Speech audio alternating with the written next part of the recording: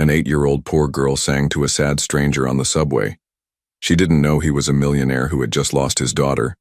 Before anything else, if this video finds you well, wherever you are, let me know how it made you feel. At the end, the Chicago winter had never felt so cold to Jackson Reed. Not the biting wind that whipped between the skyscrapers, nor the flurries of snow that dusted his expensive wool coat. No, this was a different kind of cold. One that had settled deep in his chest the moment he'd laid his daughter's framed photo against her headstone. Jackson sat alone on the subway, his tall frame hunched forward, elbows resting on his knees, as silent tears tracked down his face. All around him, the evening commuters of Chicago moved in their own worlds, typing on phones, listening to music, chatting with companions. But Jackson might as well have been invisible. Or perhaps they simply knew to give a grieving man his space. 1 month. That's how long it had been since the accident that took Sophie from him. 1 month of waking up expecting to hear her laughter, echoing through their penthouse only to be met with suffocating silence. 1 month of board meetings and conference calls he couldn't remember attending, of condolence cards he couldn't bear to read. His phone buzzed relentlessly in his pocket. Calls from his executive assistant, from business partners, from his sister, Claire. All wanting pieces of him he simply didn't have to give anymore. He pulled out his phone, not to answer the calls but to look at the wallpaper. Sophie on her last birthday, blowing out candles, her golden curls catching the light. Her smile bright enough to illuminate the entire room. Just 6 years old, too young to understand mortality, too innocent to deserve its cold touch. Final call for Fullerton Station, the automated voice announced over the speakers. Jackson didn't move.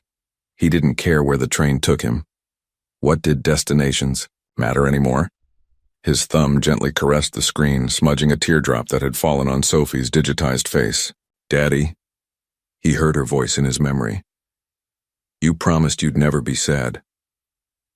A promise he'd made when she'd found him crying on the anniversary of her mother's death, a wife lost in childbirth, a tragedy that had made Sophie both his greatest joy and a living reminder of his deepest loss. Until now, when she became just loss. The subway doors opened and closed at each station, passengers flowing in and out like tide, while Jackson remained, an island of grief in an ocean of moving life. The CEO of Reed Enterprises, worth billions, on paper now bankrupt in spirit. The train lurched to another stop. Jackson barely registered the commotion as 2 small figures entered the car, their voices hushed but urgent. We have to ask someone," one tiny voice whispered. "But Lily, Mommy said never talk to strangers," came the identical response. Jackson looked up through blurred vision to see 2 little girls, no more than 5 years old, clutching each other's hands.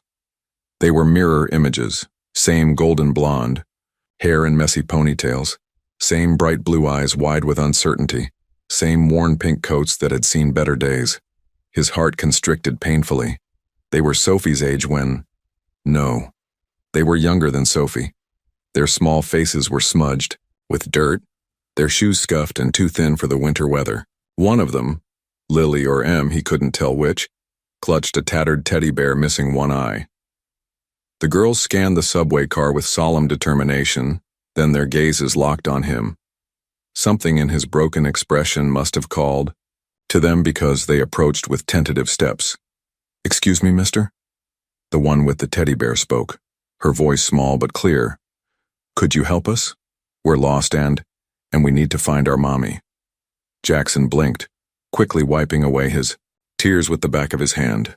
He straightened, instinct taking over despite his grief. "Where's your mother?" he asked, his voice hoarse from disuse. The second twin stepped forward, protective of her sister.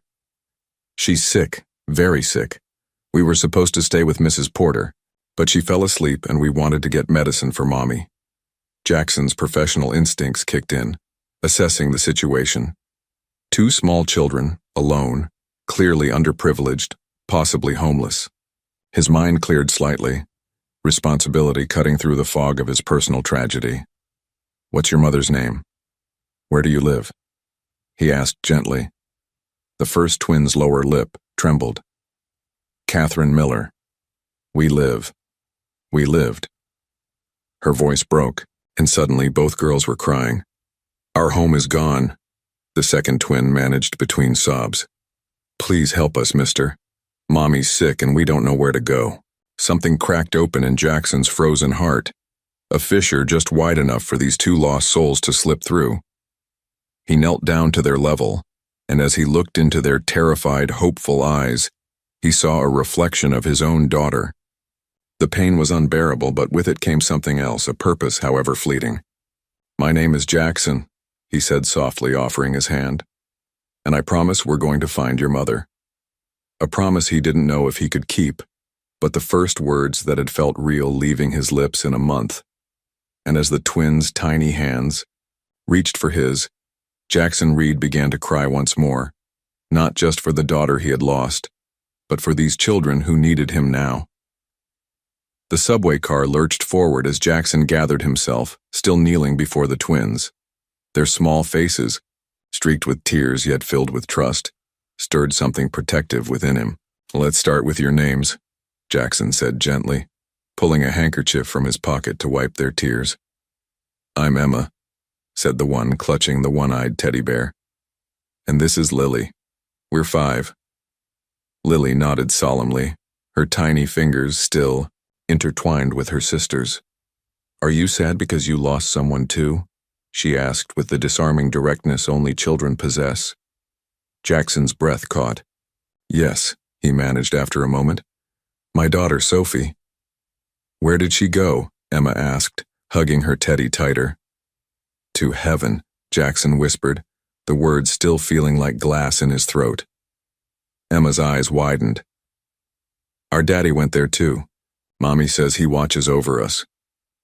Jackson swallowed hard, fighting back a fresh wave of tears. He glanced around the nearly empty subway car, then back at the girls' thin coats and worn shoes. Decision made, he stood and offered his hands to them. Let's find your mother. Do you remember where you were staying before you got on the train? The twins exchanged uncertain glances. The shelter on Madison Street, Lily finally said. But Mommy got too sick and they said we couldn't stay anymore. Jackson's jaw tightened at the thought of a sick woman and her daughters being turned away. He checked his watch. Nearly 8 p.m. The temperature outside was dropping rapidly. When did you last eat? He asked, noticing how their small shoulders seemed to bend under invisible weight. Emma's stomach growled in response, and she blushed. Yesterday, maybe. Jackson guided them off at the next stop, his mind racing through options. The CEO in him, the part he'd neglected since Sophie's death, began strategizing. First, food, then shelter, then find Catherine Miller. At a small diner near the station, he watched as the twins devoured grilled cheese sandwiches and hot chocolate, their initial wariness melting away with each bite. The waitress shot curious glances at the unlikely trio, a man in a $1,000 coat with 2 clearly underprivileged children. My mommy's really smart, Lily said between bites. She was a teacher before she got sick. The best teacher, Emma added loyally. She reads us stories even when her voice gets too tired. As they ate, Jackson made calls, to homeless shelters, to hospitals. No Catherine Miller registered anywhere. The twins couldn't remember their last address, just that they'd moved a lot. When Emma yawned, her small face fighting exhaustion, Jackson made another decision. He called his driver, then his housekeeper, to prepare the guest room at his penthouse. Would you girls trust me to give you a safe place to sleep tonight? He asked. I promise we'll find your mother tomorrow. Lily looked at him skeptically, but Emma, perhaps sensing the genuine concern beneath his grief-worn exterior, nodded. You have kind eyes, she said simply. Like Mommy's. In the back of his sleek black car, the twins marveled at the leather seats and twinkling city lights. Their innocent wonder reminded Jackson painfully of Sophie, yet somehow it didn't pierce as sharply as before. There was something else mixing with the grief now, a strange, tentative purpose. As they drove through Chicago's gleaming financial district, Emma suddenly pressed her face against the window. Look, Lily, the Angel Building. Jackson followed, her gaze to the towering Reed Enterprises headquarters, its illuminated spire piercing the night sky. That's where I work, he said softly. Emma turned to him with wide eyes. You work with the angels? A small, genuine smile, the first in a month, tugged at Jackson's lips. No, but sometimes I think they work with me. When they arrived at his penthouse, the twins stood frozen in the marble foyer, clutching each other's hands. Is this a palace? Lily whispered. Jackson looked around at the cold opulence that had felt so empty since Sophie's death. Through their eyes, he saw it differently. Not as a mausoleum of memories, but as a sanctuary that could offer warmth and safety. It's just a house, he said, kneeling to their level again. But tonight, it's your house too. As he tucked them into the guest bed, both still clutching Emma's teddy between them, Jackson felt the ice around his heart crack a little more.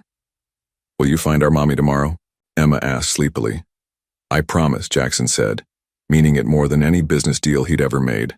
Now sleep, little ones. And for the first time since Sophie's death, Jackson Reed sat down to plan for tomorrow. Dawn brought a flurry of activity to Jackson's normally silent penthouse. He'd barely slept, spending most of the night researching Catherine Miller and calling contacts who might help. His assistant, Martha, nearly dropped her coffee when she arrived to find her boss, who had been a ghost of himself for weeks, already dressed and focused with two small girls eating pancakes at his kitchen island.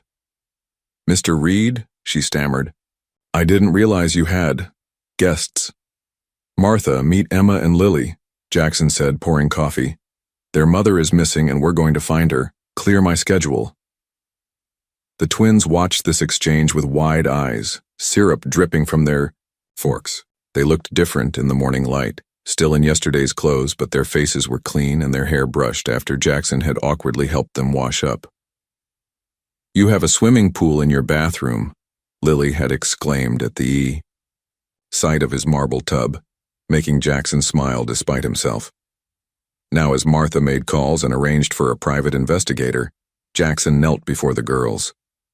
Do you remember anything else about where you were staying? Any landmarks or special places nearby? Emma's brow furrowed in concentration. There was a big lion statue. Mommy said it was guarding us. The public library, Jackson and Martha said simultaneously, and a park with a broken carousel, Lily added quietly. Mommy promised someday we'd ride on one that worked. Jackson nodded, pieces falling into place. They were staying near Grant Park, probably in one of the shelters on South Michigan. An hour later, bundled in new coats Jackson had Martha purchase overnight, they began their search. The twins sat in the back of his car, faces pressed against windows as they pointed out familiar sights. That's where Mommy took us for hot chocolate. Once, Emma exclaimed, pointing to a small cafe. It was her birthday present to us. Jackson made note of every location, creating a map of Catherine Miller's desperate attempts to give her daughters moments of joy amid their struggles. At the third shelter, a tired-looking woman recognized the twins' photo on Jackson's phone. Catherine Miller, she confirmed. Sweet woman, terrible situation. She left 4 days ago when her fever got worse. We recommended Mercy Hospital, but we were at capacity and couldn't hold her spot. Jackson's chest tightened. 4 days? These children have been alone for 4 days? The woman shook her head. She had a neighbor watching them, elderly lady, in the apartment building they were staying in before eviction. Mrs. Porter, Lily whispered. She fell asleep. 3 hospitals later, they found her. Catherine Miller had been admitted to County General 4 days ago with pneumonia and severe dehydration. No identification, no insurance, listed as Jane Doe until she became coherent enough to give her name yesterday. She's been asking about her daughters, the nurse told Jackson. We contacted social services, but they're here, Jackson said firmly. They're with me. The nurse eyed him suspiciously. And you are? Jackson hesitated. A friend, he finally said.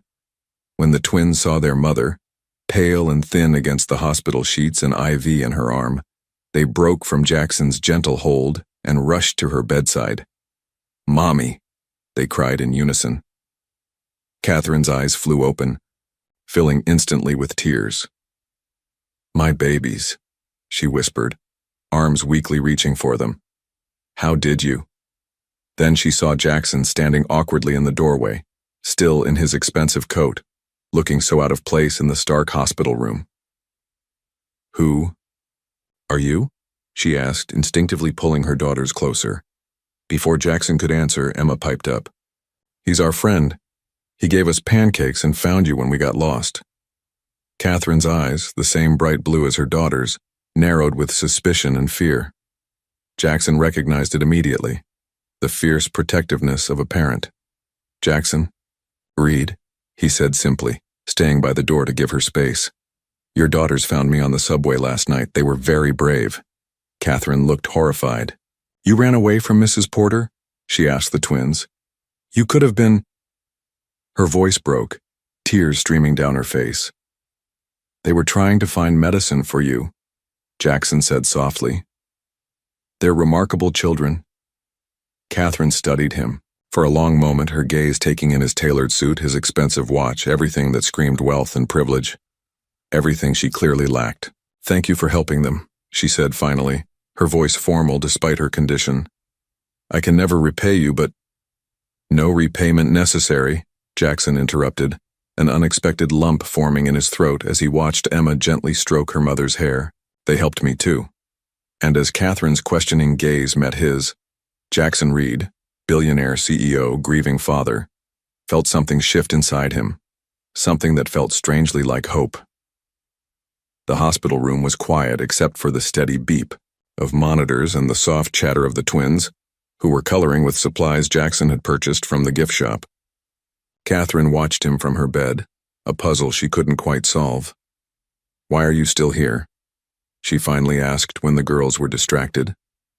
3 days had passed since Jackson had found her, and he'd returned each day, bringing clothes. For the twins, decent food to replace the hospital meals, and even a tablet loaded with educational games.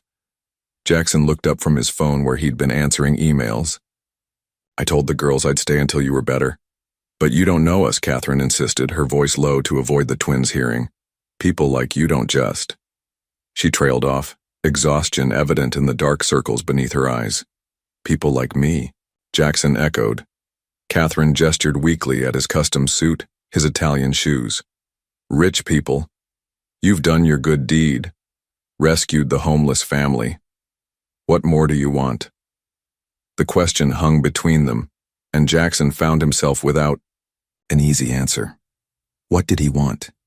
He hadn't thought beyond finding Catherine, hadn't considered what would happen after. Your daughters remind me of someone, he said finally, avoiding her piercing gaze. Understanding dawned in Catherine's eyes. You lost someone. Jackson nodded, the familiar ache spreading through his chest. My daughter, Sophie. She was 6. I'm sorry, Catherine whispered, and despite her suspicion, the sympathy in her voice was genuine. When? A month ago. Car accident. The twins looked up at the change in his tone, their young faces concerned. Emma slipped from her chair and approached Jackson, placing her small hand on his. Are you sad about Sophie again? She asked. Catherine watched, astonished, as her normally shy daughter comforted this virtual stranger. Even more surprising was the way Jackson gently squeezed Emma's hand. A little, he admitted. But it helps being here with you and Lily. The doctor interrupted them, clipboard in hand. Good news, Ms. Miller. Your lungs are clearing up nicely. We should be able to discharge you tomorrow. Rather than relief, panic flashed across Catherine's face. Tomorrow? But I haven't found a place yet. The shelter is full. The doctor finished sympathetically. I know. Social Services is working on it, but with the current housing crisis. Jackson stood abruptly. She has a place to go. 3 pairs of eyes turned to him in surprise. Mr. Reed, Catherine began. I appreciate everything you've done, but we can't accept. I own a building in Lincoln Park, Jackson interrupted. It has a vacant apartment. It's yours until you get back on your feet. The doctor nodded approvingly, before leaving them to discuss the details. As soon as the door closed, Catherine's expression hardened. We're not your charity case, she said firmly. And I don't accept handouts from strangers, no matter how expensive their suits are. Jackson sat on the edge of her bed, surprising her with his directness. Before Sophie died, I was working 18-hour days building my company. I miss so much. His voice broke slightly. After she was gone, nothing mattered. I was just going through the motions. Then your daughters found me. Catherine's defenses wavered as she glanced at the twins, now back to their coloring. Emma and Lily gave me a reason to get out of bed these past few days. Jackson continued. So consider the apartment payment for therapy services rendered. P. Reluctant smile tugged at Catherine's lips. You're persistent, Mr. Reed. Jackson, he corrected. And yes, it's how I built a Fortune 500 company before 40. Catherine studied him for a long moment. What company? Reed Enterprises. Her eyes widened. The Reed Enterprises? The Angel Building? She glanced at her daughters, understanding. Emma's earlier comment? Jackson nodded, suddenly self-conscious under her scrutiny. I was a teacher before I got sick, Catherine said softly. I taught my students about your sustainable energy initiative last year. Something shifted between them. A moment of recognition beyond their circumstances. A glimpse of the people they were beyond, wealthy businessman and homeless mother. 1 month, Catherine finally said. We'll stay 1 month while I find work and save for a place of our own. 3 months, Jackson countered, the businessman in him emerging. Catherine raised an eyebrow. 2, and I'll cook dinner for you once a week as rent. Deal, Jackson said, offering his hand. As they shook on it, Lily looked up from her coloring book. Does this mean we get to keep our new friend?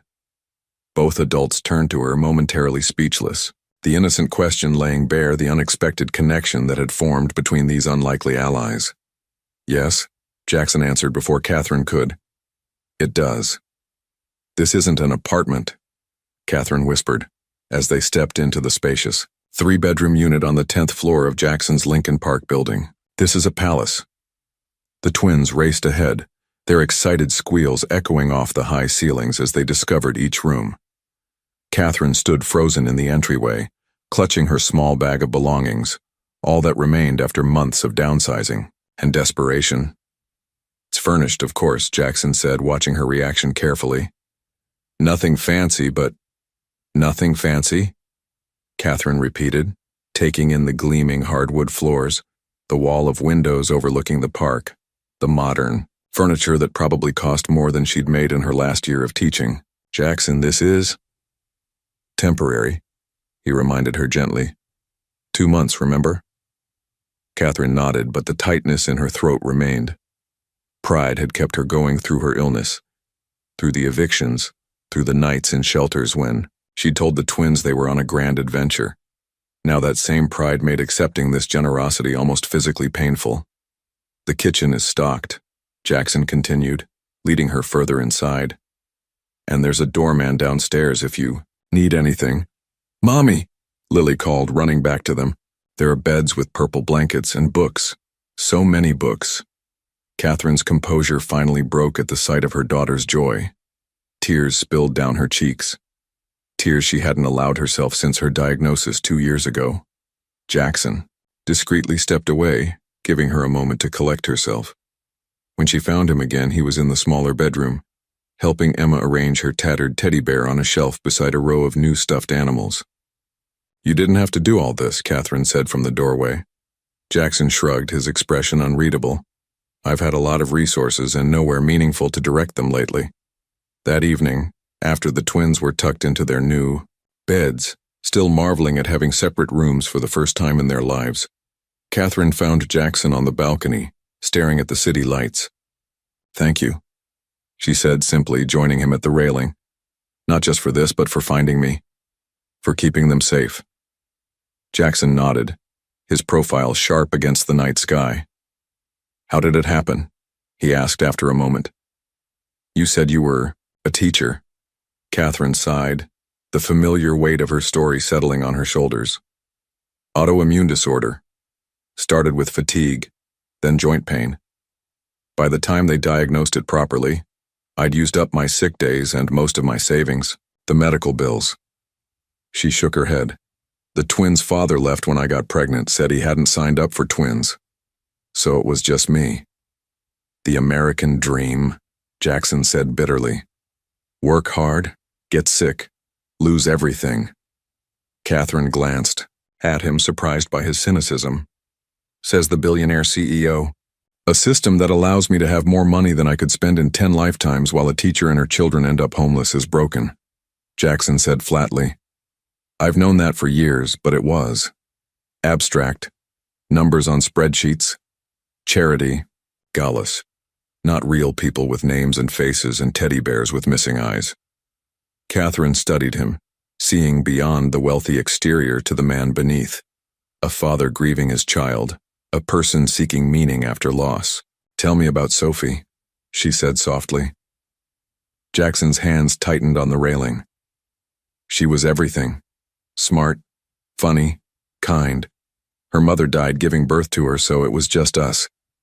I built the company for her future, but I missed so much of her present. His voice caught. The day of the accident, I was supposed to pick her up from school, but I sent my driver instead. Board meeting. It wasn't your fault, Catherine said automatically, wasn't it? Jackson turned to her, his eyes reflecting city lights and unshed tears. I traded time with her for time making money she'll never spend. The rawness of his guilt silenced Catherine. She judged him for his wealth, his privilege, never considering the cost at which it might have come. My daughters adore you, she said finally.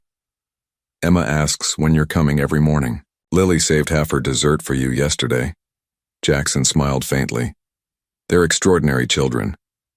They are, Catherine agreed. And they're very good judges of character. A comfortable silence fell between them. Two parents from vastly different worlds connected by loss, by need, by the unexpected kindness of children. I should check on the girls, Catherine said eventually. Good night, Jackson. Catherine, he called as she reached the door. I have connections at several private schools in the city. When you're ready, the twins deserve a good education.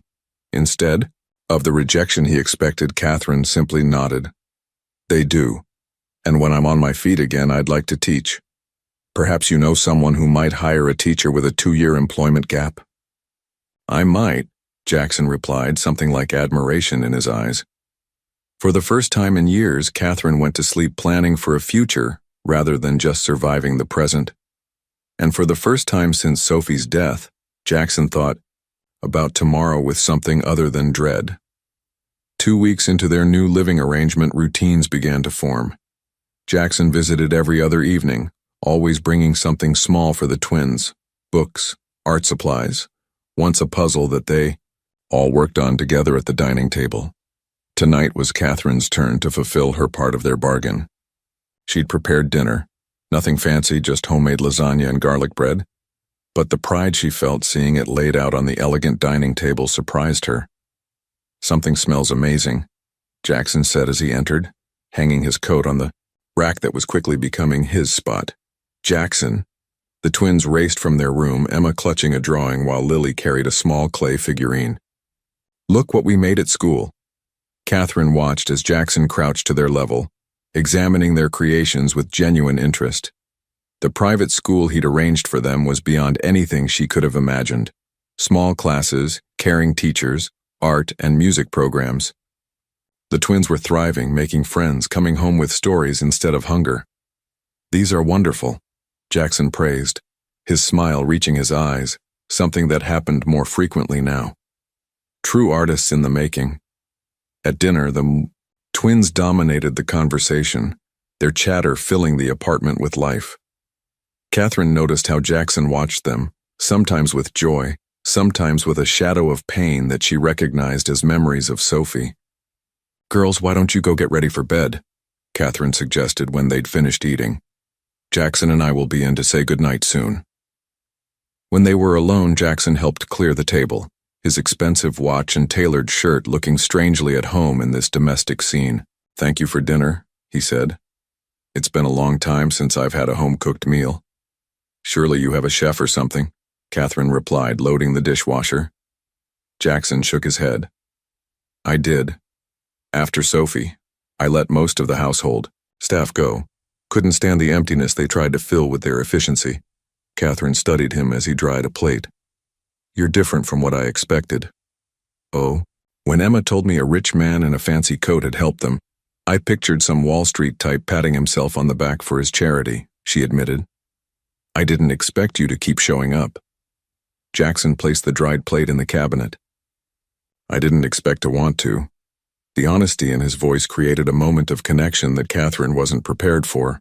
She turned back to the sink, uncomfortable with the warmth spreading through her chest. Mommy, Jackson, we're ready, Lily called from down the hall. In the twins' bedroom, they found the girls already in bed, Emma clutching her beloved teddy, bear newly repaired with a button eye Jackson had sewn on himself. Will you tell us about Sophie? Emma asked suddenly. Jackson froze and Catherine started to redirect the conversation, but he raised a hand to stop her. What would you like to know? He asked, sitting on the edge of Emma's bed. Was she nice? Did she like ice cream? Did she have toys like us? The questions tumbled out with the characteristic directness of children. Catherine watched Jackson carefully, ready to intervene if the memories became too painful. But instead of retreating, he smiled sadly. She was very nice. She loved strawberry, ice cream, and yes, she had many toys. He paused, then reached for his wallet and removed a small photo. This was Sophie. The twins leaned forward to see the smiling blonde girl with her father's eyes and a missing front tooth. She looks like a good friend, Lily said solemnly. The best, Jackson agreed, his voice thick. Is she why you were crying on the train? Emma asked. Jackson nodded. I miss her very much. Emma reached for his hand. You can share us, she said, simply. Right, Mommy. Catherine felt her throat tighten at her daughter's innocent generosity. Time for sleep now, girls, she said softly, leaning down to kiss each forehead. In the hallway, Jackson stood silent, the photo still in his hand. I'm sorry, Catherine began. They don't understand. No, Jackson interrupted. They understand. Perfectly. He carefully returned the photo to his wallet. Out of the mouths of babes, right?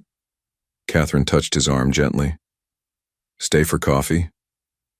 Something vulnerable and hopeful flickered in Jackson's eyes, a look that made Catherine both terrified and exhilarated. I'd like that, he said. As they walked back to the kitchen, Catherine realized that the line between benefactor and friend had begun to blur, creating something new and undefined between them. Something as fragile and precious as the trust in her daughter's eyes when they looked at Jackson Reed. Catherine's phone call with her doctor ended just as Jackson arrived for their now regular Friday dinner. One look at her face told him something was wrong.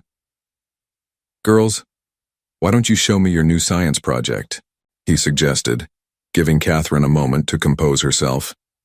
Emma and Lily eagerly led him to their room, chattering about volcanoes and baking soda. When Catherine joined them 15 minutes later, her smile was back in place, but Jackson could see the strain behind it. Throughout dinner, she maintained the facade, laughing at the twins' jokes and asking Jackson about his day. Only when the girls were engrossed in their dessert did he lean close and whisper, "What happened?" Catherine shook her head slightly. Later, after the twins were asleep, they sat on the balcony, the April night unusually warm. Catherine stared at her tea, the steam rising between them like the words she couldn't bring herself to say. My test results came back, she finally said. The treatment isn't working as well as they hoped. They want to try something more aggressive. Jackson set down his coffee. What does that mean? More hospital stays, stronger side effects. She looked up, her eyes shining with unshed tears. Higher costs. Catherine, money isn't. Don't, she interrupted. Please don't say it isn't an issue. You've already done too much. Jackson leaned forward. You can't put a price on what you and the girls have given me these past weeks. Friendship isn't a transaction, Jackson, Catherine said, her voice harder than he'd ever heard it. And I won't have my daughters thinking their company is something to be traded for security. The words stung, but Jackson recognized the fear beneath them. That's not what I meant, I just want to help. I know, Catherine sighed. But I need to handle this myself. For my own dignity, if nothing else. Jackson respected her too much to argue, but the businessman in him was already formulating a plan. The next morning, Catherine was surprised to find Martha waiting in the lobby when she returned from dropping the twins at school. "Ms. Miller," Jackson's assistant greeted her. "Mr. Reed asked me to deliver this." She handed Catherine an envelope. He also mentioned that Reed Enterprises is looking for an education consultant for our STEM outreach program. The position includes full benefits and flexible hours. If you're interested, I have the details. Catherine stared at the envelope, then at Martha's carefully neutral expression. "He's offering me a job?" "The position exists, Ms. Miller, and based on your background, you're qualified." Martha's professional demeanor softened slightly. "For what it's worth, he was up all night researching how to create a position that would actually utilize your skills rather than just be charity." Inside the apartment, Catherine opened the envelope to find information about a clinical trial for her condition at Chicago Memorial, one of the best hospitals in the country. A handwritten note from Jackson read simply, "This isn't charity, it's investment in my friend's future." Before she could process this, her phone rang with an unknown number. "Ms. Miller? This is Principal Davis from Lakeside Academy. I'm calling about Lily." Catherine's heart dropped. "Is she all right?" "Physically, yes. But there's been an incident. We need you to come in right away." At the school, Catherine found Lily sitting outside the principal's office, tears streaking her face. Emma sat beside her, holding her twin's hand. "What happened?" Catherine asked, kneeling before them. "Tyler said we were charity cases," Lily whispered. "He said we only got in because a rich man felt sorry for us." "I told him to shut up," Emma added fiercely. But Lily pushed him and he fell. Principal Davis appeared in the doorway. "Ms. Miller, if we could speak privately." Inside the office, the principal explained the situation. "Tyler's parents are upset. They're threatening to press the issue with the board." "He was bullying my daughters," Catherine replied, anger replacing her initial shock. "I understand," Principal Davis said sympathetically, "but the Bradleys are major donors, and given the unusual circumstances of the twins' enrollment." Catherine understood immediately. "You mean because Jackson Reed is paying their tuition?" The principal had the grace to look embarrassed. "It puts the school in a difficult position.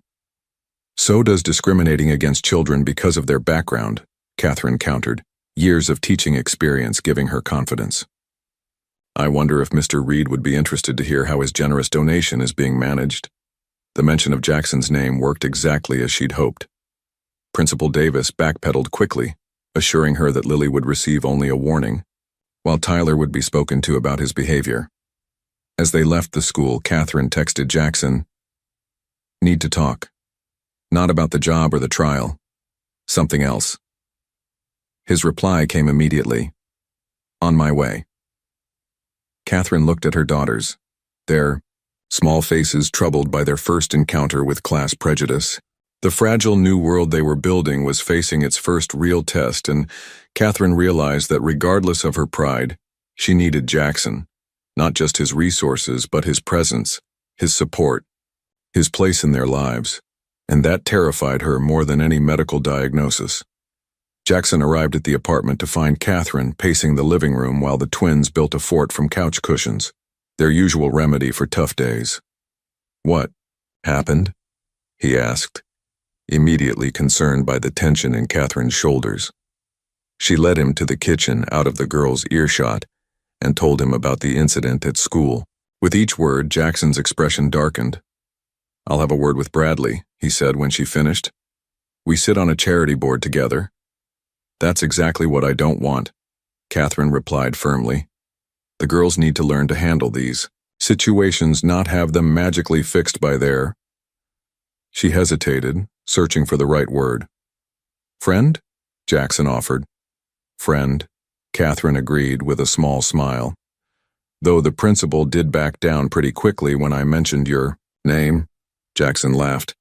"The Reed effect, my sister calls it my superpower." "Speaking of which," Catherine said, pulling the envelope from her pocket, This job offer, is it real?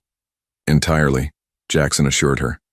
Martha helped structure it, but we genuinely need someone with classroom experience to evaluate our education initiatives. The company donates millions to STEM programs, but we've never had an actual teacher assess their effectiveness. Catherine studied his face, looking for signs of deception or pity. And the clinical trial? I made one phone call, Jackson admitted. Just to get you on the list for consideration. The rest is up to your doctors and the trial coordinators. For a moment, Catherine was silent, weighing her pride against practicality. Finally, she nodded. I'll interview for the job and talk to my doctor about the trial. Relief washed over Jackson's face. Thank you for letting me help. Their moment was interrupted by a crash from the living room, followed by Emma's cry. They rushed in to find her clutching her arm. The fort collapsed around her. I fell, she sobbed as Catherine knelt beside her. The trip to the emergency room was quick thanks to Jackson's influence, but Emma's diagnosis, a fractured wrist, cast a pall over the evening. As she sat in the treatment room, her small arm being set in a pink cast, she looked up at Jackson with tear-filled eyes. Will you sign it first? She asked. Jackson blinked back unexpected tears. It would be my honor. Later, with Emma asleep in her hospital bed for overnight observation, and Lily staying with Martha, Catherine and Jackson sat in the quiet waiting room, exhaustion etched in their faces. You were amazing with her, Catherine said softly. The way you kept her calm during the X-ray, the stories you told to distract her. Jackson stared at his coffee cup. Sophie broke her arm when she was 5. Playground accident. I was in Tokyo when it happened. He looked up, his expression haunted. I missed so much, Catherine. Business dinners instead of bedtime stories. Conference calls instead of parent-teacher conferences. Catherine reached for his hand, a gesture that had become familiar in recent weeks. You're here now. For Emma. For Lily. For you, Jackson added, his voice low. The words hung between them, charged with meaning neither was ready to fully acknowledge. I need to tell you something, Catherine said after a moment. My condition, it's more serious than I've let on. The relapse, it's not just a setback. Without this new treatment. She couldn't finish, but she didn't need to. Jackson's grip on her hand tightened. What do the twins know? He asked practically. Just that Mommy gets tired sometimes. Catherine whispered, her composure finally cracking. Jackson, if something happens to me, it won't, he interrupted fiercely. But if it does, she insisted, they have no one. No family, no guardian, no... They have me, Jackson said, the words emerging before he could consider their implications. If you'll trust me with them. Catherine looked at him. This man who had entered their lives by chance, whose grief had mirrored her fear, whose generosity had given her daughters opportunities she'd never dreamed possible. Why? She asked simply. Why us? Why this? Jackson was silent for a long moment. When Sophie died, I died too. I was just going through the motions, Catherine, then Emma and Lily found me, and he struggled to find the words. They needed me. No one's needed me, really needed me since Sophie was born. And now, Catherine pressed, sensing there was more. Jackson met her gaze directly. Now I need you, all of you. I need your daughters. Laughter in my empty life. I need your strength and your pride and your homemade lasagna. His attempt at humor fell flat as emotion overwhelmed him. I need this family you've created. The word family hung in the air between them, as fragile and precious as the trust in Emma's eyes when she'd asked Jackson to sign her cast first. Before Catherine could respond, a nurse appeared in the doorway.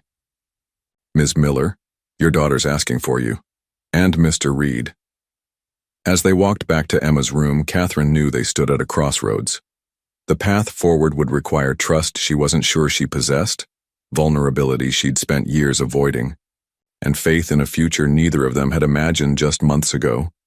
Yet as Emma's face lit up at the sight of them, Catherine felt something shift inside her, fear giving way to something that felt dangerously like hope.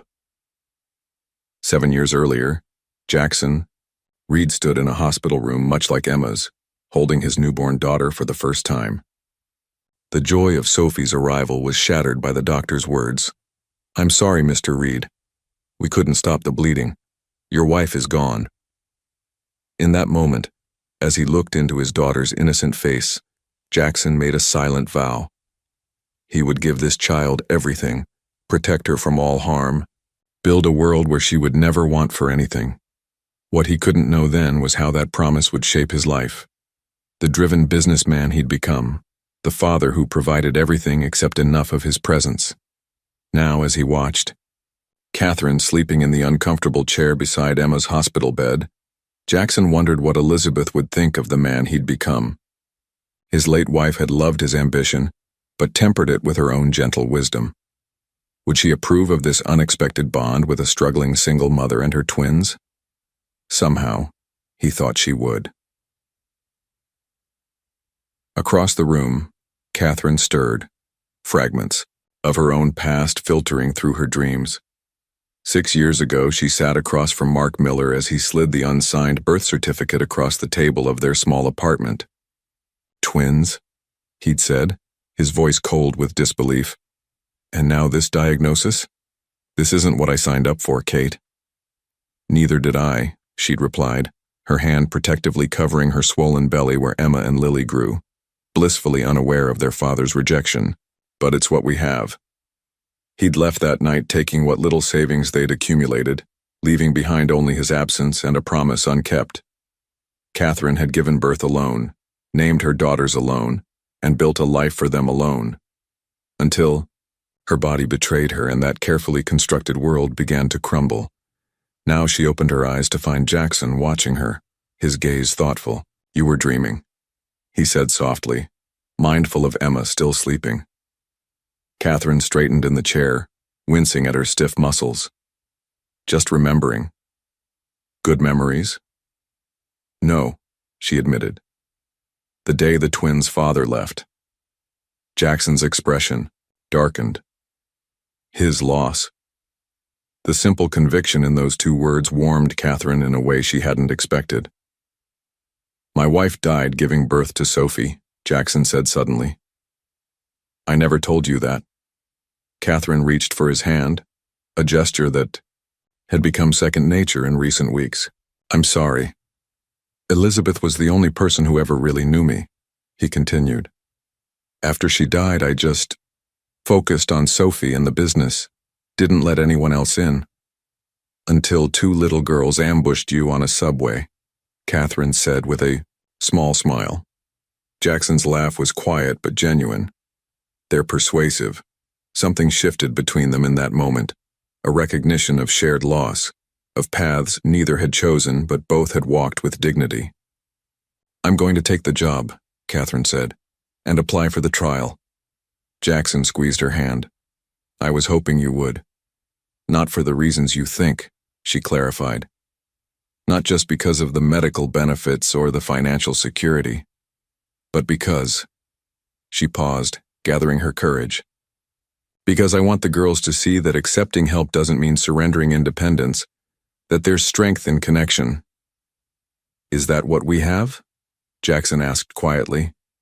"Connection?" Before Catherine could answer, Emma stirred, her small face lighting up at the sight of them. "You stayed," she said to Jackson, wonder in her voice. "Of course I did," he replied, moving to her bedside. "How's the arm, brave girl?" As Jackson helped Emma with her breakfast, making her giggle despite her pain, Catherine watched them together. This man who had lost so much, this child who had never known a father's love, fitting together like puzzle pieces meant to connect. Later, when they returned to the apartment with Emma proudly showing off her cast to Lily, Catherine found Jackson on the balcony, his phone in hand. "Everything okay?" she asked, joining him. "My sister Claire is back from Europe," he said, his expression troubled. "She's concerned about my sudden attachment to your family." The words stung, though Catherine had expected something like this eventually. "She thinks I'm after your money." "She doesn't know you," Jackson said firmly, "but she wants to. Sunday dinner at my place. Will you come?" All of you? The invitation hung between them. Not just a meal, but a statement. A step towards something neither had been looking for, but both had found. Yes, Catherine said simply, understanding the weight of her acceptance. We'll come. As they stood, side by side, watching the city lights emerge against the darkening sky, Jackson realized that for the first time since Sophie's death, he was making plans beyond tomorrow, and Catherine, leaning slightly against his shoulder, allowed herself to imagine a future she'd thought forever closed to her, one where she wasn't fighting alone. Behind them, the twins' laughter floated through the open door, the sound that had brought them together, the symphony of the unexpected family they were becoming. Jackson's penthouse overlooked the Chicago skyline, its floor-to-ceiling windows capturing the sunset in brilliant oranges and pinks. Catherine and the twins stood in the marble foyer, momentarily overwhelmed by the opulence that made their temporary apartment seem modest by comparison. "It's so big," Lily whispered, clutching her sister's hand. Emma, her casted arm decorated with colorful signatures, nodded solemnly. Like a castle in the clouds. Jackson appeared from the kitchen, looking unexpectedly domestic in jeans and a casual sweater rather than his usual suit. "Welcome to my home," he said, his smile betraying a hint of nervousness Catherine had never seen before. The twins rushed forward, hugging his legs with the easy affection they'd developed for him. Catherine followed more slowly, taking in the space that reflected so much of Jackson's life. Minimalist, expensive, and strangely impersonal, except for a wall of photographs featuring Sophie at various ages. "Your sister isn't here yet?" Catherine asked, smoothing her dress, a simple blue one she'd purchased with her first advance from the Reed Enterprises job. "Claire is pathologically early for everything except social engagements," Jackson explained, leading them to the living room. "She'll be exactly 7 minutes late. It's her power move." True to his prediction, the elevator chimed precisely 7 minutes after the invited time. Claire Reed swept into the penthouse like a cool breeze, tall, blonde, and immaculately styled in a way that made Catherine instantly aware of her department store dress and simple makeup. "Jackie," Claire air-kissed her brother's cheeks before, turning her appraising gaze on Catherine and the twins. Jackson made the introductions, his hand instinctively finding the small of Catherine's back in a gesture of support that didn't escape his sister's notice. "So these are your subway saviors," Claire said, her tone light but her eyes sharp. "Jackson's told me so much about you." "All good things, I hope," Catherine replied, meeting the other woman's gaze steadily. Dinner began with polite conversation, Claire's, travels, Catherine's new position at Reed Enterprises, the twins' school adventures. The girls were on their best behavior, using the manners Catherine had drilled into them despite their years of hardship. "Emma, Lily," Claire said suddenly, "would you like to see pictures of Jackson when he was your age? I have an album in my purse." As the twins eagerly followed Claire to the couch, Jackson leaned close to Catherine. "I'm sorry, she's in full investigation mode." "It's okay," Catherine assured him. "She loves you. She's protecting you." Across the room, they could hear Claire questioning the twins. "So, you like living in my brother's building? And going to that fancy school?" "We love it," Emma said, enthusiastically. "Jackson taught me to play chess, and I'm learning the piano at school." "And do you miss your old home?" Claire pressed gently. Lily's face clouded. "Sometimes. But Mommy isn't sick as much here, and we have our own beds." "And Jackson makes Mommy smile," Emma added innocently. She didn't smile a lot before. Catherine felt heat rise to her cheeks as Jackson's hand found hers under the table. When the twins were distracted by dessert, an elaborate chocolate creation Jackson's chef had prepared, Claire cornered Catherine in the kitchen. "My brother's been through hell," she said without preamble. "Sophie was everything to him." "I know," Catherine replied calmly. "He's vulnerable," Claire continued, "and generous to a fault."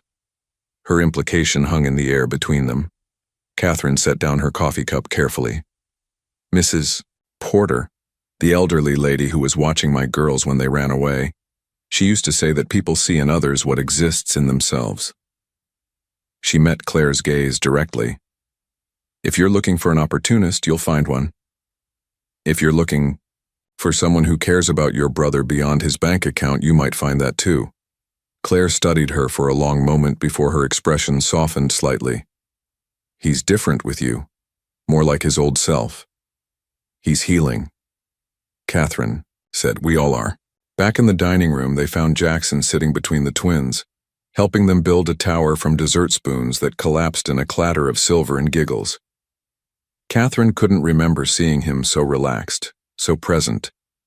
As the evening wound down, Claire pulled her brother aside while Catherine helped the twins with their coats. She's not what I expected, Claire admitted. What did you expect? Jackson asked. Claire shrugged elegantly. Someone less? Formidable? She glanced at Catherine, who was patiently tying Lily's shoes. The background check showed nothing concerning, by the way. Jackson's expression hardened. You had her investigated? Of course I did, Claire replied unapologetically. Someone needed to be practical while you were having your midlife crisis or spiritual awakening or whatever this is. It's called living again, Jackson said simply. Something in his tone made Claire look at him, really look at him, for the first time since her return. You're in love with her, she said, not a question but a realization. Jackson watched Catherine with the twins, her gentle efficiency, her quiet strength, the smile that reached her eyes when Emma said something that made her laugh. Yes, he said, finally the admission as much to himself as to his sister. I think I am. Claire sighed dramatically, but there was affection beneath her exasperation. Well, at least she makes good coffee, and those little girls are. She paused, searching for the right word. Family, Jackson finished for her. They're family, Claire. As they said their goodbyes, Claire hugged Catherine, a brief but genuine embrace that spoke volumes. Take care of him, she whispered. He needs it more than he knows. In the elevator down to their apartment, Emma leaned sleepily against Jackson's side. I like your sister, she mumbled. She showed us baby pictures. Did she now? Jackson replied, his arm automatically wrapping around the child's shoulders. Catherine watched them together, then caught Jackson's gaze over Emma's head. The look they shared contained a universe of unspoken feelings, gratitude, fear, hope, and something deeper that neither was ready to name but both had begun to recognize. Family, Jackson had called them. And for the first time in years, Catherine allowed herself to believe it might be true. Catherine's first month at Reed Enterprises had gone better than she'd dared hope. Her role evaluating the company's education initiatives utilized her teaching experience while accommodating her health needs. The flexible hours allowed her to be there for the twins, and the salary was more than generous. Too generous, according to the whispers that followed her through the gleaming hallways of Reed Tower. Morning. Ms. Miller, her assistant Greg said as Catherine arrived at her office. The education committee reports are on your desk and... He hesitated, lowering his voice. Just a heads up, there's been some talk. Catherine set down her bag. What kind of talk? Greg looked uncomfortable. About you and Mr. Reed, people wondering if your relationship is why you got this position. Though she'd expected this eventually, the words still stung. Thank you for telling me, she said calmly. Alone in her office, Catherine stared at the Chicago skyline through her window. The past weeks had been something from a dream, the twins thriving at school, her health improving with the new treatment, and Jackson. Jackson becoming something she'd never expected, never dared hope for. Her phone buzzed with a text from him. Dinner tonight? My place, just us. Claire's taking the twins to that animated movie they've been talking about. Catherine smiled at the message, then frowned as Greg's warning echoed in her mind. She was falling for Jackson, had already fallen, if she was honest with herself. But these whispers reinforced her deepest fear, that people would always see her as a charity case, an opportunist, a woman who'd traded her company for security. When she didn't immediately respond, Jackson called. Is everything okay? He asked, concern evident in his voice. Fine, she said too quickly, Just busy with the committee reports. Catherine, Jackson said, his tone gentle but firm. What's wrong? She sighed, never able to hide things from him. People are talking, Jackson. About us, about why I'm here. His response was immediate. I'll address it. This is unacceptable. No, Catherine insisted. That would only make it worse. Confirm their suspicions that I'm getting special treatment. You're not, Jackson said firmly. You earned this position. Your background evaluation of the Chicago pilot program saved us millions and improved outcomes for the students. His defense warmed her, but the doubt remained. Maybe we should be more professional at work. Keep some distance. The silence on the other end spoke volumes.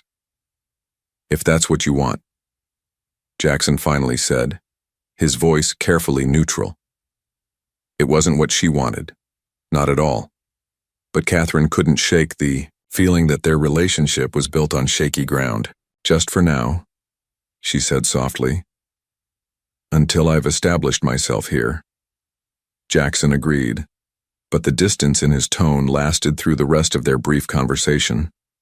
That evening, instead of their planned dinner, Catherine found herself alone, in the apartment, the twins out with Claire replaying the conversation in her mind. Had she made a mistake? Was she letting pride interfere with happiness again? A knock at the door interrupted her thoughts. She opened it to find a delivery man with a large envelope. Catherine Miller, he confirmed, handing her the package. Inside was a manila folder containing photographs. Jackson entering her apartment building late at night, the two of them on the balcony together. Jackson with the twins at the park. Attached was a note. Does Reed Enterprises know about the CEO's special project? The board might be interested in these. Catherine's hands shook as she flipped through the photos. They were innocent moments, but presented this way, they seemed calculated and secretive. She immediately called Jackson, but it went to voicemail. Next, she tried Claire, who answered on the second ring. Is everything all right? Claire asked, the sounds of the movie theater in the background. Someone's been watching us, Catherine explained, her voice tense. Taking pictures. They sent them to me with a threat to show the board. Blackmail, Claire said sharply. Don't worry. The girls are fine. We're heading home now. I'll drop them with my assistant and meet you at Jackson's. An hour later, Catherine and Claire spread the photos across Jackson's dining table. He stood at the window, his back to them, shoulders rigid with anger. It's Reynolds, Claire said confidently. He's wanted your position for years. Or Bradley after the school incident with Lily, Catherine suggested. Jackson turned, his expression cold in a way Catherine had never seen. It doesn't matter who. What matters is that they're using you and the girls to get to me. What will you do? Catherine asked. Protect you, Jackson said simply. Whatever it takes. The intensity in his eyes both comforted and frightened Catherine. This was a side of Jackson she hadn't seen. The ruthless businessman who'd built an empire. Jackson, she said carefully, don't do anything that would harm the company. That's what they want. He crossed to her, taking her hands in his. I built Reed Enterprises from nothing. I can do it again if necessary. But you, Emma Lilly, you're irreplaceable. The declaration hung in the air between them, profound in its simplicity and implication. Claire cleared her throat. Well, I'll leave you two to your Romeo and Juliet moment. I've got some calls to make. She squeezed Catherine's shoulder as she passed. Don't worry, the Reeds protect their own. When they were alone, Jackson pulled Catherine into his arms. I'm sorry, he murmured into her hair. I never wanted this to touch you or the girls. Catherine leaned into his embrace, drawing strength from his solid presence. What happens now? Now, Jackson said, his voice resolute. We stop hiding. No more distance. No more separate dinners. Whoever is behind this wins if they drive us apart.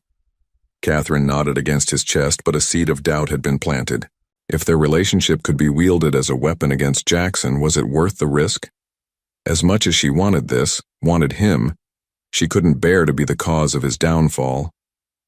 And yet, as his arms tightened around her, She couldn't imagine walking away.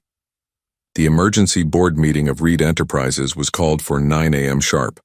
Jackson arrived early, Catherine at his side.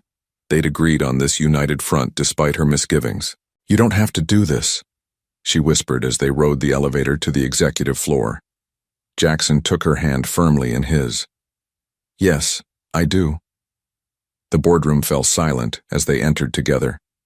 12 pairs of eyes tracked their movement, expressions, ranging from curiosity to barely concealed hostility. Claire was already seated, her icy glare fixed on Thomas Reynolds, the chief operating officer who'd been with the company almost as long as Jackson. "Thank you all for coming," Jackson began. Without preamble, "I understand concerns have been raised about my personal relationship with Catherine Miller and its impact on company decisions." Catherine kept her expression neutral, despite the heat rising to her cheeks. Beneath the table, Jackson's hand found hers again. "So I'll be clear," he continued. "Yes, I am in a relationship with Ms. Miller. No, it did not influence her hiring, her qualifications did. And if anyone has issues with either of those facts, now is the time to speak." The silence that followed was deafening until Reynolds cleared his throat. "The board's concern, Jackson, is the appearance of impropriety.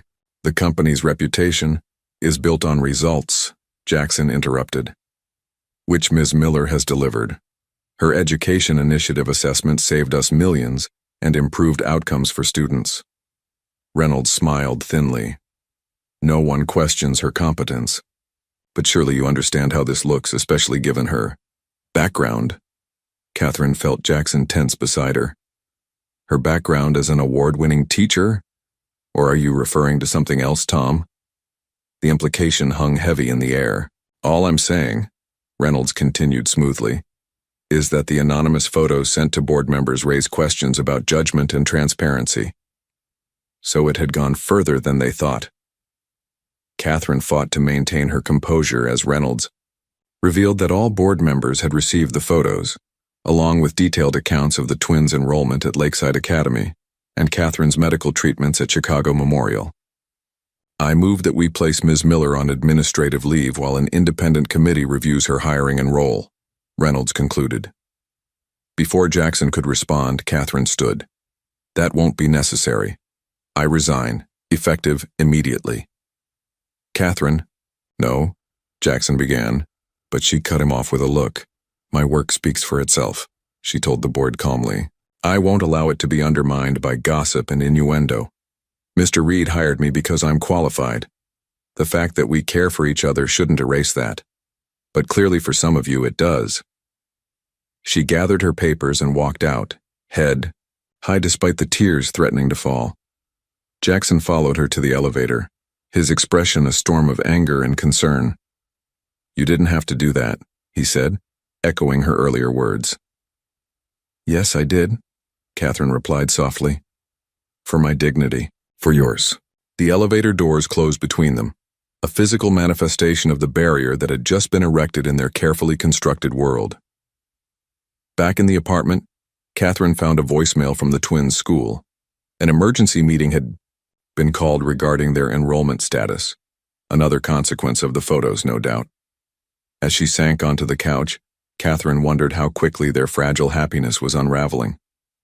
The life they'd been building seemed to be collapsing around them, all because she'd allowed herself to hope for something more than survival. When Jackson finally arrived home that evening, his expression told her everything. "Reynolds is gone," he said simply, "but the damage is done." Catherine sat across from Principal Davis, her hands clasped tightly in her lap to hide their trembling. The twins were in class, blissfully unaware of the meeting that might determine their educational future. "Ms. Miller," Principal Davis began uncomfortably, "certain concerns have been raised by other parents regarding your relationship with Mr. Reed and its connection to the twins' scholarship." "You mean gossip fueled by those photos?" Catherine said evenly. The principal had the grace to look embarrassed. "We value Emma and Lily as students. Their academic progress has been remarkable. But the Board of Trustees is concerned about appearances," Catherine finished for her. "Just like Reed Enterprises." "Essentially, yes." Catherine took a deep breath. My daughters have lost enough in their short lives. I won't let them lose this too. Before Principal Davis could respond, the office door opened and Jackson strode in, looking every inch the CEO despite the strain evident in his face. I apologize for being late, he said, taking the seat beside Catherine. His hand found hers, instinctively. The principal's demeanor shifted immediately. Mr. Reed, we were just discussing my family. Jackson interrupted firmly. Catherine and the twins are my family, and I won't have them penalized for it. The word family hung in the air between them. Catherine squeezed his hand, drawing strength from his presence.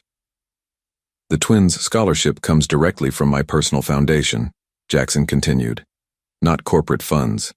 Their academic records speak for themselves. If that's not enough for Lakeside, we'll find a school that values education over gossip. His defense, delivered with quiet intensity, left Principal Davis fumbling for words. She promised to convey his position to the board and ended the meeting hastily. In the hallway, Catherine turned to Jackson, emotion tightening her throat. Thank you? Don't thank me, he said, his voice rough with feeling. I should have protected you all better. This isn't your fault, Catherine insisted. It's the price of living in the public eye. A price you and the girls shouldn't have to pay. They walked in silence to the car, the weight of recent events bearing down on them. Catherine thought about the twins, how quickly they'd adapted to each new challenge, how resilient they'd been.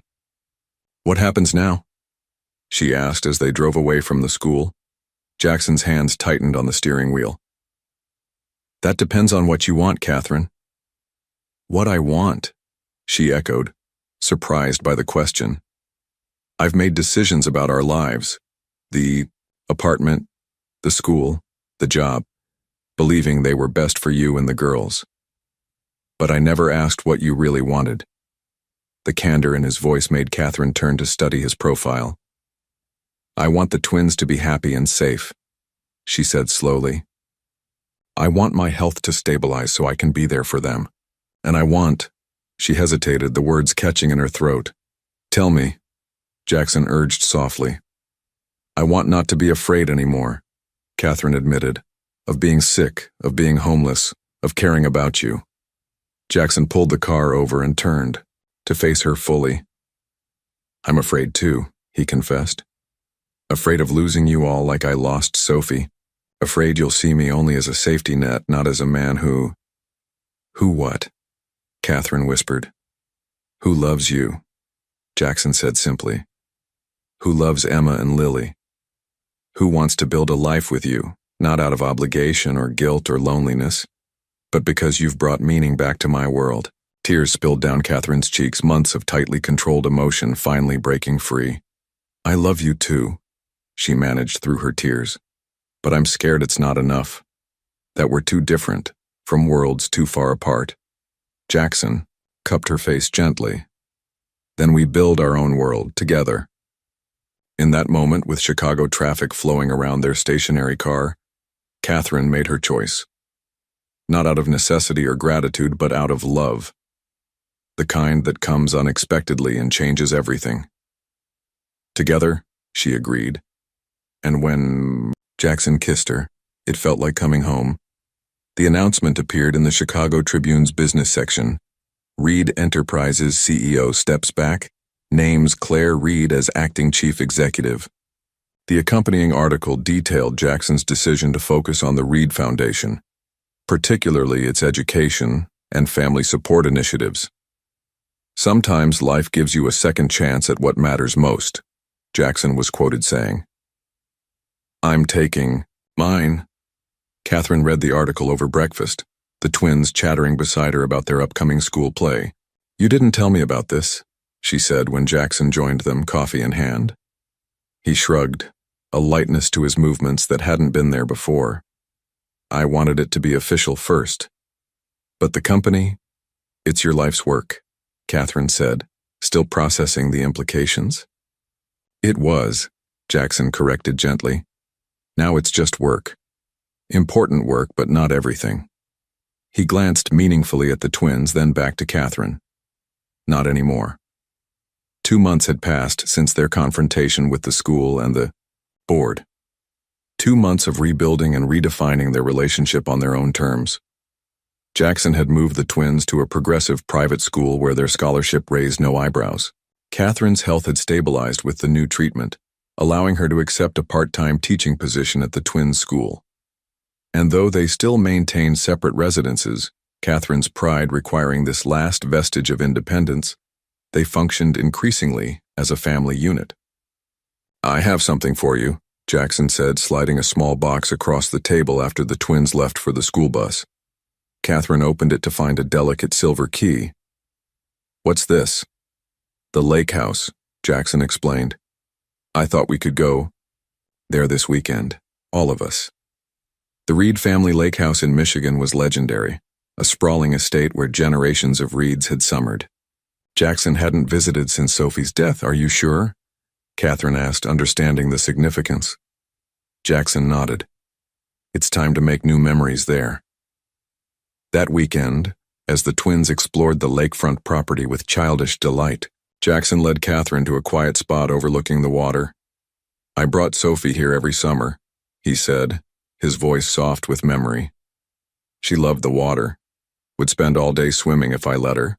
Catherine slipped her hand into his. "Thank you for sharing this with us." "I want to share everything with you," Jackson replied, turning to face her fully. "My past, my present, my future." The weight of his words hung between them, heavy with implication. "Jackson," Catherine began, but he gently interrupted. "I'm not proposing. Not yet." His smile was tender. "I know you're not ready, but I want you to know that when you are, I'll be here. No rush, no pressure." Catherine's heart swelled with emotion. This man who had everything had given her the most precious gift of all, time and space to heal, to grow, to choose. That evening, they built a bonfire on the beach. As the twins roasted marshmallows, squealing with delight when they caught fire, Jackson wrapped an arm around Catherine's shoulders. "I have something else for you," he said, handing her an envelope. Inside, Catherine found legal documents, a trust established for Emma and Lily, providing for their education through college, and a deed to the apartment they'd been living in, transferred to Catherine's name. "I can't accept this," she said immediately, her old pride flaring. "It's not a gift," Jackson clarified. "It's security for the girls, regardless of what happens between us. If you accept me, accept this too, not as charity, but as my commitment to their future." Catherine looked at her daughters, their faces glowing in the firelight, then back to the man who had changed their lives in ways she was only beginning to understand. "Okay," she said simply, letting go of the last of her resistance. As darkness fell, Emma spontaneously began to sing, the same song she'd once sung to a crying stranger on a subway train. Lily joined in, their sweet voices harmonizing in the night air. "You Are My Sunshine" had never sounded more poignant, more perfect, as it drifted across the peaceful lake, a melody of hope, of family found in the most unexpected of places, of love that heals even the deepest wounds. 1 year later, Jackson stood in the crowded auditorium of Westlake Academy, shifting nervously from foot to foot. Beside him, Catherine squeezed his hand reassuringly, her smile radiant in the warm, June light filtering through the windows. "They'll be wonderful," she whispered as the elementary school choir assembled on stage.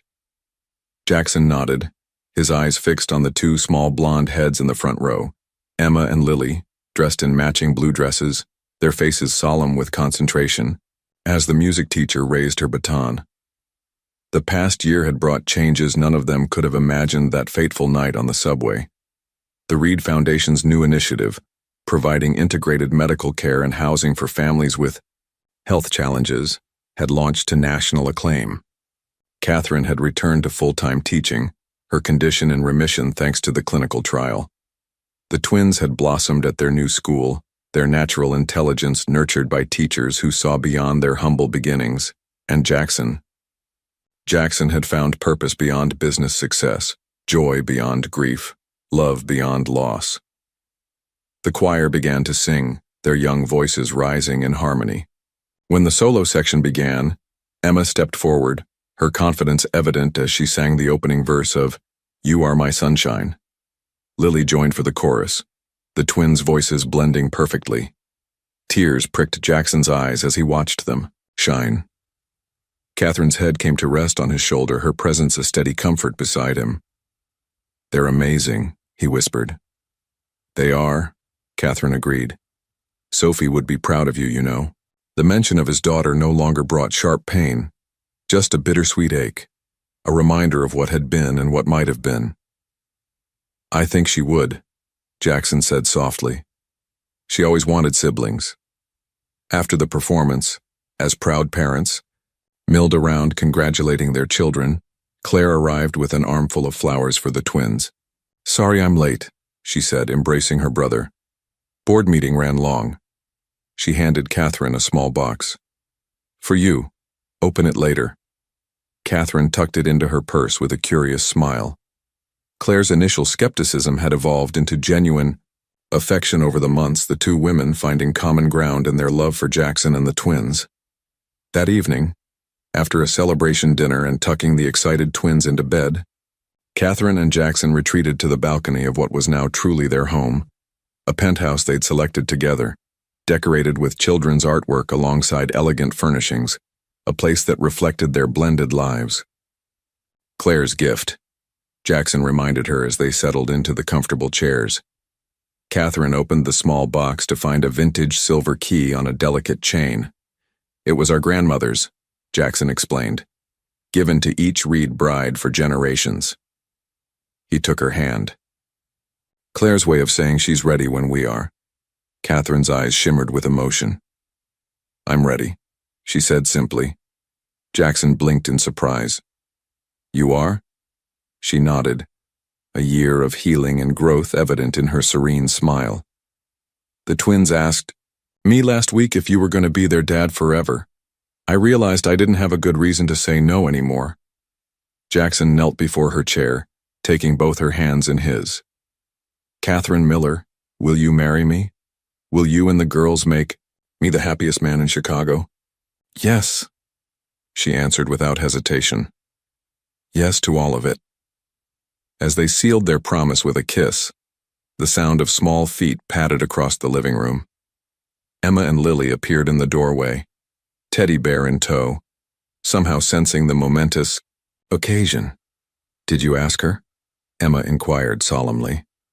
Jackson laughed, not at all surprised the twins were in on the secret. "I did." She said yes. The girls rushed forward, throwing themselves into the embrace, their joy pure and uncomplicated. Looking at their small family circle, formed by chance, strengthened by choice, bound by love, Jackson thought of that dark night on the subway when he'd been drowning in grief. How two small voices had pulled him back to life. How a proud, struggling mother had taught him to love again. Some called it coincidence. Some called it fate. Jackson Reed called it his second chance. A journey from darkness to light, from loss to love, from isolation to family. A journey that had begun with a child's song on a Chicago subway and culminated here, in the arms of the woman and children who had become his world. "Can we sing our song?" Lily asked, her small face earnest in the moonlight. And so, on the balcony high above the city where their story began, they sang together, a family created not by blood, but by something far stronger, the courage to begin again.